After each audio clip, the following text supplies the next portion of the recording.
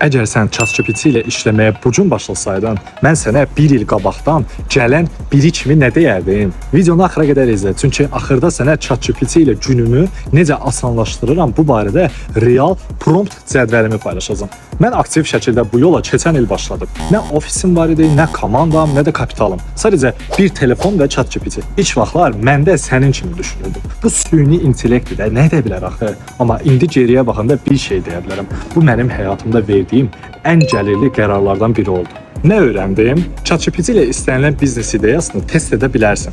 Sıfırdan kontent, məhsul, reklam, plan, skript yazdırmaq olur.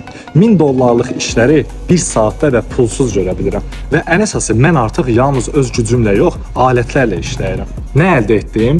Öz xidmətimi 3 qat böyütdüm. Freelancer kimi çalışmaq istəyən 100 üzəri tələbəmi biznes sahibi etdim. ChatGPT sadəcə alət deyil, bu bir inqilabdır. Və sən ya onunla ayaqlaşacaqsan, ya da geridə qalacaqsan. Amma unutma, ChatGPT ilə indi başlamaq sabah milyon fərq edə bilər. Sistem qurmaq istəyənlər üçün qapı həmişə açıqdır.